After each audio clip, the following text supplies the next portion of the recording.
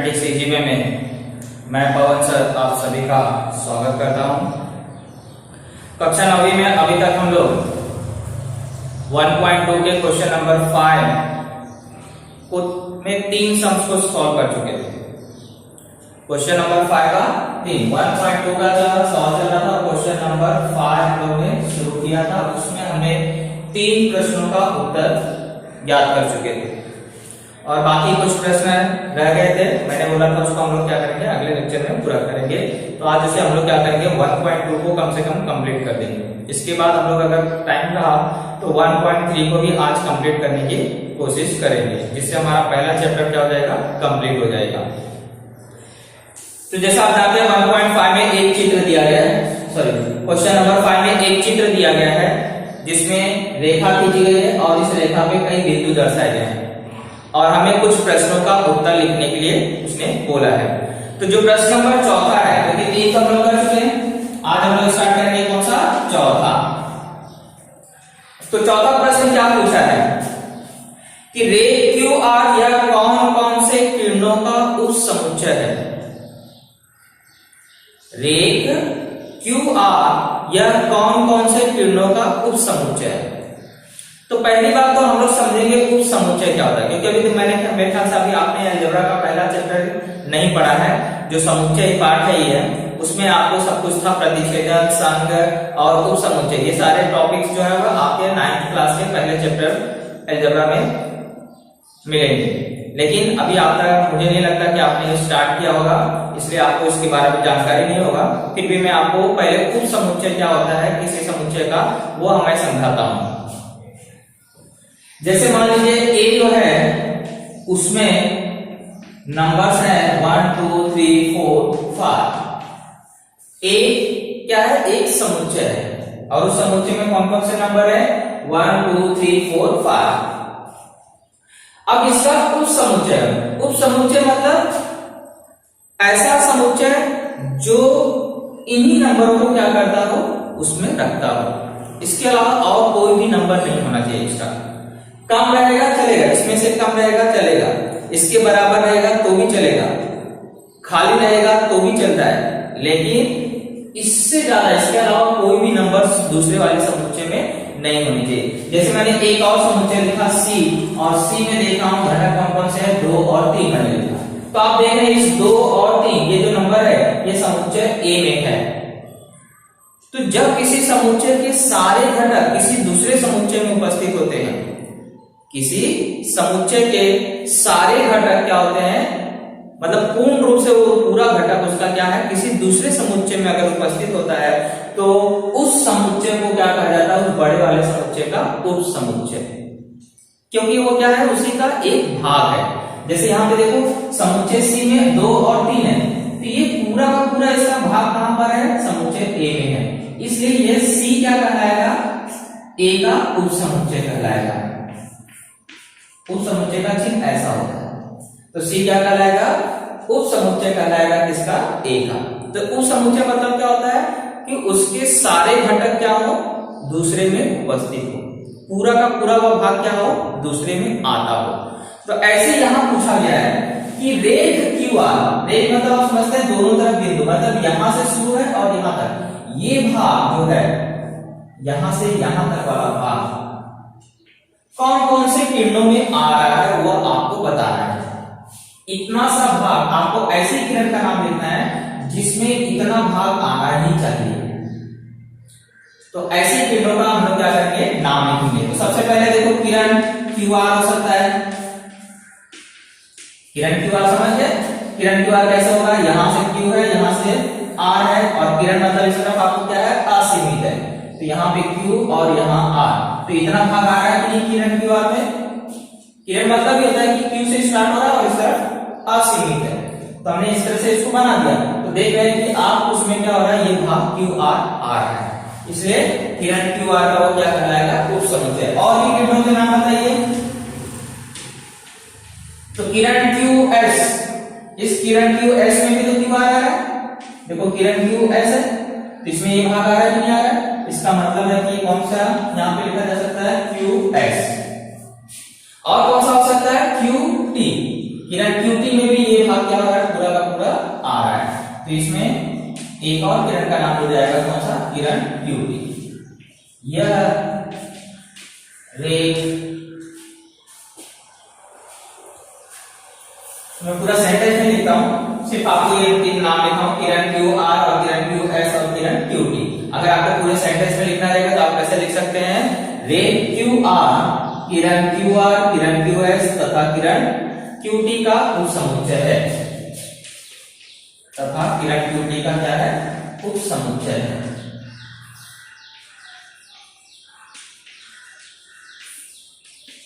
हो गया question number 4। उस समुच्चय मतलब पूरा भाग क्या होना चाहिए, उस किरण के अंदर आना चाहिए। तो हमने उतने किरणों के नाम लिख दिए जिसके अंदर रे QR पूरा समाविष्ट हो जाता है। अगला प्रश्न देखते हैं, R आरंभ बिंदु वाले विपरीत किरणों की जोड़ी लिखिए। देखिए पांचवा प्रश्न क्या पूछा है, ऐसी विपरीत किरण का नाम बताइए जिसका आरंभ बिंदु R हो। विपरीत किरण मैंने आपको कल बताया था, या पिछले वाले लेक्चर में मैंने बताया था वीडियो में कि विपरीत किरण क्या होता है। विपरीत किरण मतलब ऐसी किरण जिसका आरंभ बिंदु समान, मतलब दोनों किरणों का नाम उसी बिंदु से शुरू हो, लेकिन उसकी दिशाएं क्या हो, अलग अलग। उसकी दिशाएं क्या हो, अलग अलग हो, और वह किरण एक ही रेखा में आती हो, मतलब वह एक रेखा के अंदर, ऐसे नहीं कहीं ऊपर जा रही कहीं नीचे जा रही, ऐसा नहीं। वो कैसे होनी चाहिए, एक रेखी होनी चाहिए। मतलब विपरीत किरण क्या है, उसमें तीन शर्तें होती है। पहला, आरंभ बिंदु समान होना चाहिए। दूसरा, वह किरण एक ही रेखा में होनी चाहिए। वह किरण क्या होनी चाहिए, एक ही रेखा में होनी चाहिए। और तीसरी शर्त है, उनकी दिशा अलग अलग होनी चाहिए। एक अगर पूरब में जा रहा है तो दूसरा कहां जाना चाहिए, पश्चिम में जाना चाहिए। लेकिन तीनों शर्तों को अगर ध्यान में रखें तो R से R की विपरीत किरण बताना, मतलब बिंदु R से शुरू करना है और शुरू करने के बाद वो क्या होनी चाहिए, विपरीत दिशा में जानी चाहिए और एक रेखी होनी चाहिए। किरण पहले एक देखो, RP अगर मैं लिखता हूं तो RP की दिशा क्या है, किस दिशा में, इसकी ठीक विपरीत किरण क्या होगी, किस दिशा में, इसकी दिशा में कौन सी है, RS। एक जोड़ी हो गई। दूसरी जोड़ी आप लिख सकते हैं कौन सी, RQ, इधर जा रहा है तो इसकी विपरीत किरण कहाँ जाएगी, इस तरफ जाएगी, तो किरण RT।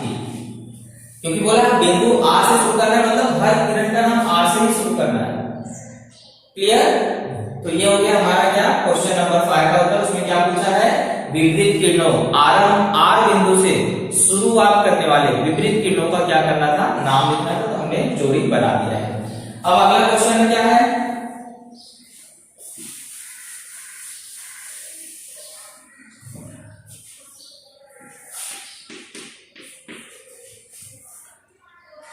S आरंभ बिंदु वाले किन्हीं दो किरणों का नाम लिखना है।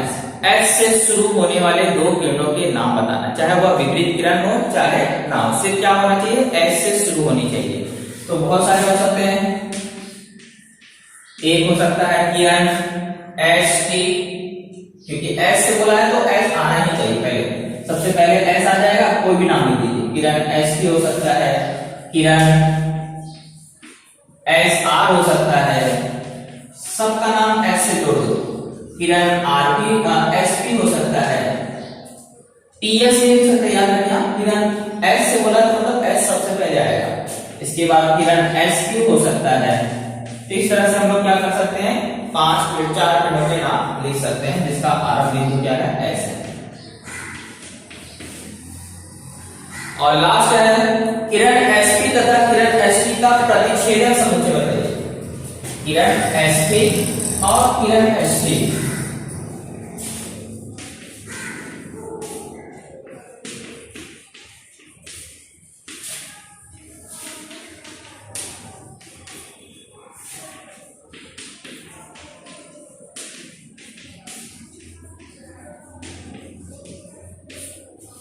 चलिए देखते हैं प्रतिच्छेदन समुच्चय। प्रतिच्छेदन मतलब मैंने लास्ट वाले वीडियो में बताया था कि जो भाग दोनों में आता हो, सिर्फ वही भाग, जो भाग क्या हो, दोनों में आता हो। जैसे मैंने आपको बताया था, A अगर समुच्चय है उसमें घटक है 2 3 4, और बी आपको समुच्चय है 5 6 7 2, ये समुच्चय दो अलग अलग। तो दोनों में कौन सा भाग आ रहा है? ये 2 दोनों में है कि नहीं? तो ये इसका मतलब हो गया a और b का प्रतिच्छेदन क्या हो गया? 2। प्रतिच्छेदन मतलब जो दो घटक क्या दोनों में आता। तो ऐसे यहाँ किरणों का बताना है, यहाँ पे क्या था हमने संख्याओं का बताया, तो ऐसे किरणों का बताना है कि दोनों किरणों का प्रतिच्छेदन समुच्चय क्या होगा। चलिए पहले समझ लेते हैं। किरण HT बोला है मतलब किरण HT इस दिशा में जा रहा है और दूसरी किरण बोल रहा है ST इस दिशा में जा रहा है। तो अगर देखा जाए तो दोनों में देखो ST इधर है और SP इधर है, मैंने उसको अलग अलग बनाया लेकिन वो कैसे हैं एक रेखा में। अगर इन दोनों में देखा जाए कौन सा भाग दोनों में आ रहा है तो सिर्फ ये बिंदु क्या कर रहा है दोनों में आ रहा है, बाकी कुछ भी नहीं आ रहा है। बाकी कुछ आ रहा है किरण ST ये पूरा भाग इधर है और किरण SP में पूरा भाग इधर है, तो दोनों में क्या भाग आ रहा है? सिर्फ ये बिंदु वाला भाग आ रहा है। इसका मतलब है इन दोनों का प्रतिच्छेदन समुच्चय क्या हो गया? बिंदु S है। क्लियर? इस तरह से हमारा क्वेश्चन नंबर 5 क्या हो गया? कंप्लीट हो गया। उसमें बहुत सारे प्रश्न पूछे थे, 7 प्रश्न पूछे थे और उन 7 प्रश्नों का जवाब हम लोग लिख चुके हैं। क्वेश्चन नंबर 6 मैंने क्वेश्चन यहाँ लिख दिए हैं, डायग्राम भी बना दिया है। अब आगे आपको 3 प्रश्न दिए गए हैं, तीनों प्रश्नों का उत्तर हमें क्या करना है? लिखना है। डायग्राम आपके सामने है, रेखाएं खींची गई है, उसपे कई बिंदु लिखे गए हैं, कुछ बिंदुओं के नीचे नंबर्स लिखे गए हैं और कुछ बिंदुओं के नीचे नंबर्स नहीं लिखे हैं। लेकिन आप इतने समझदार हैं, आप क्लास 9th में हैं, तो आपको वहां पता चल सकता है कि कौन सा नंबर्स आएगा। जैसे यहाँ पे 0 लिखा है, यहाँ -2 लिखा है, यानी इसका निर्देशांक कितना होगा? -1, फिर -3 यहाँ आ जाएगा, तो इसका मतलब पहले का निर्देशांक कितना होगा? -3, क्योंकि यहाँ -2 लिखा और यहाँ -4, यहाँ कौन सा नंबर छूट रहा है? -3। तो इस तरह से आप क्या कर सकते हैं? जिन बिंदुओं के नीचे निर्देशांक नहीं लिखा गया है उसे क्या कर सकते हैं? लिख सकते हैं। अगर आपको डाउट है मैं तो यहाँ लिख दे रहा हूँ, क्योंकि यहाँ बिंदु है तो नाम नहीं दिया है इसलिए इसको लिखने की जरूरत नहीं। यहाँ भी बिंदु है, नाम नहीं दिया है तो लिखने की जरूरत नहीं। यहाँ L लिखा है लेकिन उसका निर्देशांक नहीं लिखा है, तो आप ढूंढ सकते हैं यहाँ -2 यहाँ -4 यानी कौन सा नंबर आएगा? -3। यहाँ पे -4 और यहाँ -6 यानी U का निर्देशांक कितना हो गया? -5। ऐसे यहाँ पर C और D के बीच में बिंदु B लिखा है, तो B का निर्देशांक नहीं लिखा और 4 यहाँ 6 यहाँ पे यानी कौन सा नंबर आ जाएगा? 5। इस तरह से निर्देशांक का जहां जरूरत पड़ेगी वहां पे लिख सकते हैं। चलिए आगे हम लोग पढ़ते हैं, क्वेश्चन पे आते हैं, क्या क्या पूछा गया और क्या आपको उसका उत्तर होगा। पहले बोला गया बिंदु B से समदूरस्थ बिंदु कौन सा है? समदूरस्थ मतलब समझते हैं, समदूरस्थ मतलब जो समान दूरी पर हो, समान दूरी पर स्थित हो। बिंदु B से ऐसा कौन से बिंदु हैं जो समान दूरी पर है? सिर्फ एक बिंदु का नाम बताओगे तो होगा क्या? नहीं, हर एक में क्या करना पड़ेगा? जोड़ियों में बताना पड़ेगा कि बिंदु B से ये वाला बिंदु और ये वाला बिंदु क्या है? समान दूरी। और समान दूरी का होगा इसके लिए एक को आपको दाईं तरफ जाना पड़ेगा, उतना ही कदम आपको क्या करना पड़ेगा? बाईं तरफ जाना पड़ेगा, तो ही आप बता सकते हैं कि बिंदु B से क्या है? समान दूरी पे कौन है। जैसे मैं यहाँ पर स्थित हूं तो मेरे उधर को जो है वह कितनी दूरी पर है और जो इधर है उसको जब मापेंगे तभी तो पता चलेगा कौन समान दूरी पर है। तो वैसे यहाँ बिंदु B कहां पर है? यहाँ पर है। अगर मुझे इससे बताना है कि इसके समान दूरी पे कौन है, तो जितना कदम मैं क्या करूंगा? दाईं तरफ जाऊंगा, उतना ही कदम क्या करूंगा? बाईं तरफ आऊंगा, तो मैं बोल सकता हूँ कि हाँ ये समान दूरी पर है। ऐसे कई बिंदु हैं, उसमें से कुछ नाम लिख देते हैं। चलिए पहले लिखते हैं बिंदु B यहाँ पर है, C कितने कदम पे है? 2 कदम पे, तो ठीक 2 कदम यहाँ पे क्या आ जाइए, तो कौन सा 2 कदम पे? A है।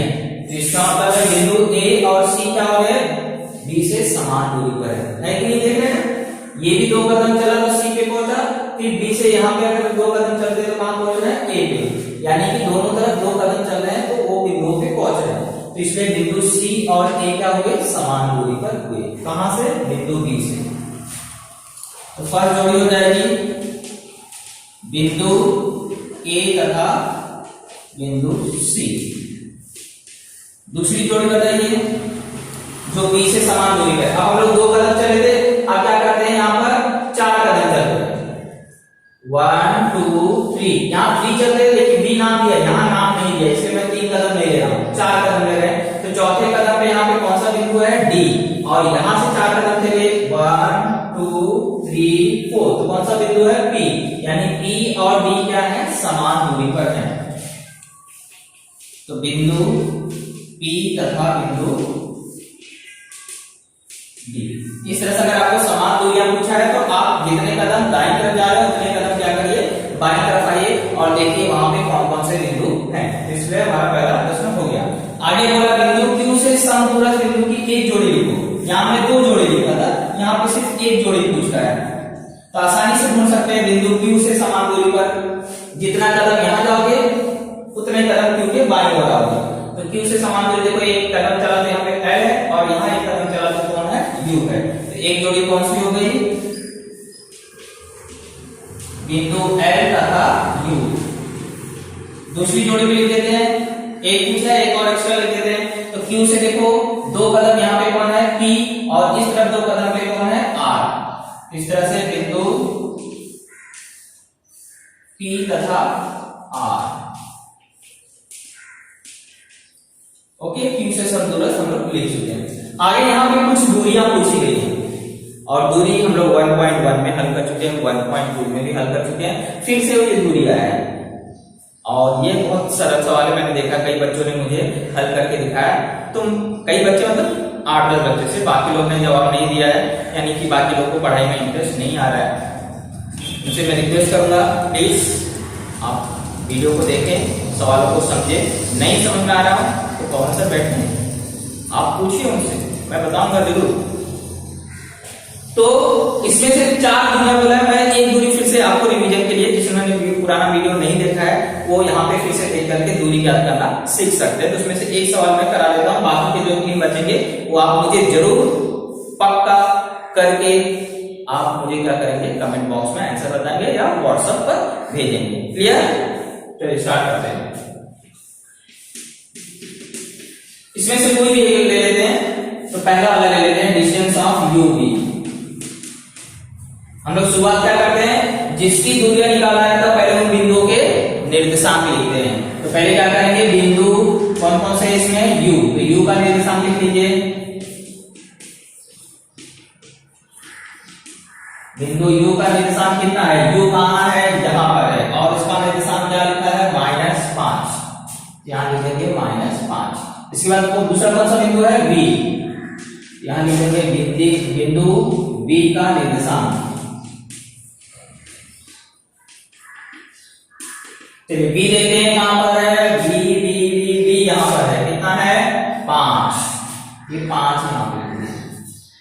फिर क्या करते हैं, छोटा बड़ा पहचानते हैं। क्या करते हैं, छोटा बड़ा। इस -5 और +5 में कौन बड़ा है और कौन छोटा है, तो देखिए 5 है और -5, इन दोनों में दाईं तरफ कौन है 5 और बाईं तरफ कौन है -5। और मैंने क्या बताया है, दाईं तरफ की संख्या हमेशा बाईं वाले से क्या होती है, बड़ी होती है। इसका मतलब इन दोनों में बड़ा कौन हुआ, +5। या साधारण सी भाषा में बोले तो सभी धनात्मक संख्याएं ऋणात्मक संख्याओं से बड़ी होती हैं। यहाँ पे क्या हो जाएगा, -5 छोटा है किससे, 5। तो छोटा बड़ा पता चल गया। अब हम लोग सूत्र लगा लेते हैं। तो डिस्टेंस ऑफ यू बी बराबर क्या हो जाएगा, बड़ी संख्या माइनस छोटी संख्या। चलिए बड़ी संख्या क्या है इसमें 5, 5 को क्या किया जाएगा, यहां लिखा जाएगा। ये सूत्र का माइनस लिखना ना भूले, उसको लिखना पक्का है। इसके बाद दूसरा नंबर सोचने का। छोटी संख्या किसमें, -5, 2 चिन्ह आ रहे, इसलिए क्या करोगे, कोष्टक लगाओगे। जब भी 2 चिन्ह एक साथ आ रहा होगा तो कोष्टक का उपयोग जरूर करें। अब मैंने बताया अगर किसी संख्या के आगे 2 चिन्ह आ रहे होंगे तो पहले उस चिन्हों को गुणा करके एक चिन्ह में बदलने का। तो देख लो यहाँ पे 2 चिन्ह एक साथ आ रहे हैं, तो पहले इनको क्या होगा, गुणा। और गुणे में क्या मैंने बताया था, समान चिन्हों का गुणा होगा तो प्लस होगा और अलग अलग चिन्हों का गुणा होगा तो माइनस होगा। तो इनका गुणा होकर के क्या बन गया, प्लस। अब जोड़ेंगे नहीं घटाएंगे, सिंपल सी बात है, ये भी प्लस में ये भी प्लस में, समान चिन्ह है तो जोड़ेंगे, असमान चिन्ह होगा तो घटाएंगे। जोड़े चाहे घटाएं, बड़ी संख्या का चिन्ह लगाएंगे। 5 को जोड़ दिया, कितना आ गया 10, दोनों धनात्मक है इसलिए आंसर क्या आएगा, धनात्मक। और वैसे मैंने बताया दूरी कभी भी ऋणात्मक नहीं होगी। याद रखिएगा, कभी भी आपका आंसर ऋण में नहीं आना चाहिए।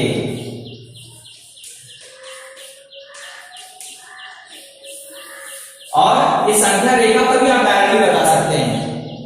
क्या बता सकते हैं? u और v के बीच की कितनी दूरी है? u देखिए यहाँ पर है और आपको v तक जाना है। कितने कदम आप चल रहे हैं? 1 कदम, 2 कदम, 3 कदम, 4 कदम, 5 कदम, 6 कदम, 7 कदम, 8 कदम, 9 कदम, 10 कदम।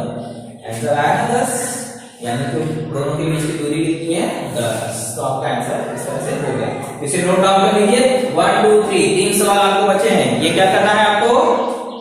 नोटबुक पे कर करके मुझे व्हाट्सएप पे भेजना है, वो भी मेरे पर्सनल नंबर पे। और अगर आपको कमेंट बॉक्स में लिखना है तो कमेंट बॉक्स में आंसर लिख सकते हैं। कोई भी मैं देखता हूँ कि कमेंट बॉक्स में नहीं जाता है, सबसे सब व्हाट्सएप पे करते हैं। वो भी चीज सीखिए, क्योंकि ये आपको टेक्नोलॉजी का जमाना है, हर चीज सीखना चाहिए। कमेंट कैसे लिखते हैं वो सब भी आपको आना चाहिए। तो कमेंट बॉक्स में भी आंसर भेजने की कोशिश जरूर करें। ओके, तो इसे नोट डाउन कर लीजिए।